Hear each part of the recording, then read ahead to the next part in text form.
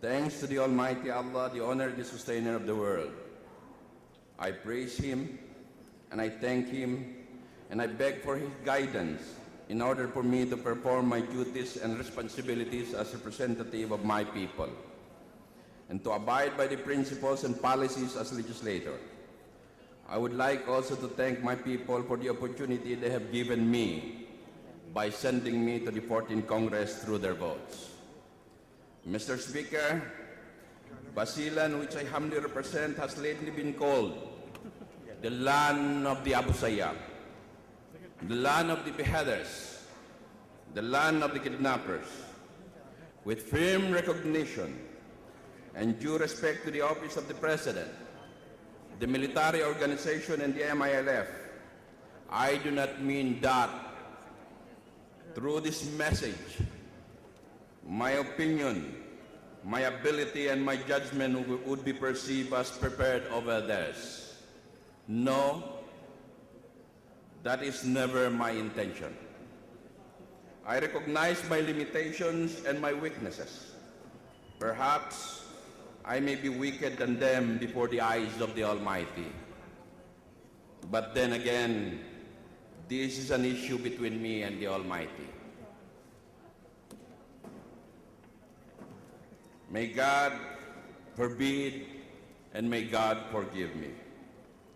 Mine is just a matter of personal view and opinion, as well as concern involving my province, as well as analysis of what would be the repercussion on any action taken without our firm and direct participation and explicit recognition of our ideas in the decision-making and integrating the same in solving the ongoing problems of our province.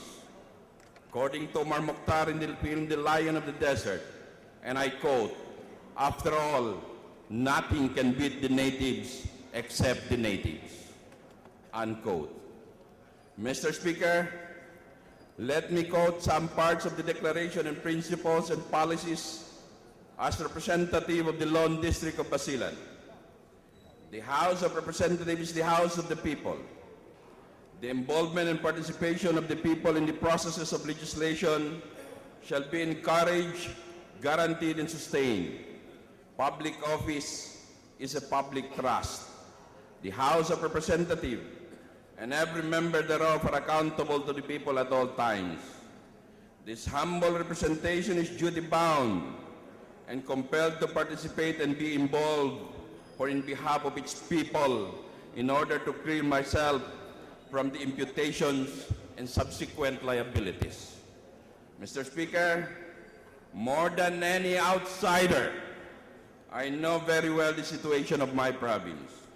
I know my people, their way of living, what they have in minds and hearts, how to neutralize them, and how to convince them.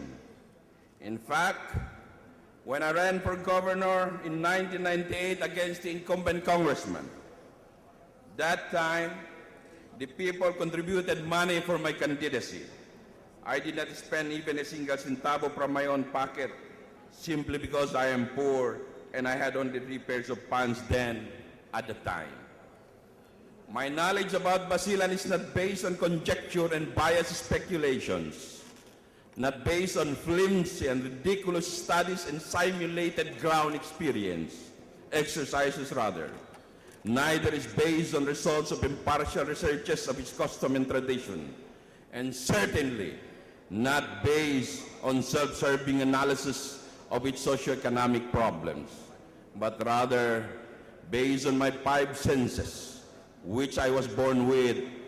I know this because I am Basilan.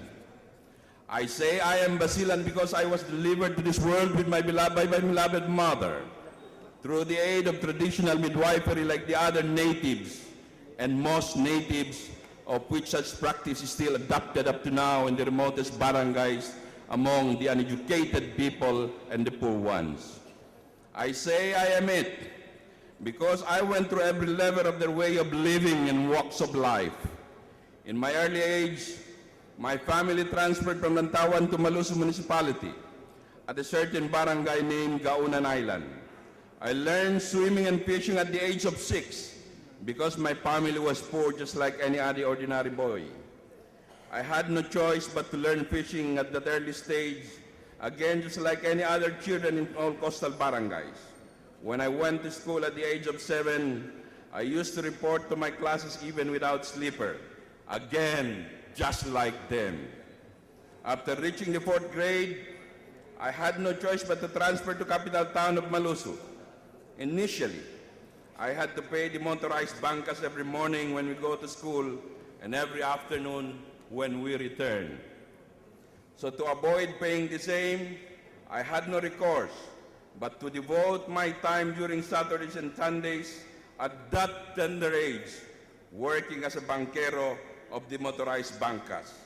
I also had to sell popsicles, ice drop for additional income in my spare time. In 1970, when the war started in Mindanao, I had no recourse but to join my father as revolutionary at the age of 13. So at the age of 13, 14, 15, I was already among the revolutionaries involving several encounters, facing military, listening to the deafening sounds of artilleries and cannons and the roaring sounds of mortars and bazookas, and facing the rain-like bullets of the enemies. In 1974, my father returned to the folds of the law because of the discriminatory practices among the rank and files of the MNLF, and because Ferdinand Marcos then sent pillars to convince him to return to the folds of the government. Throughout my life, I was a laborer,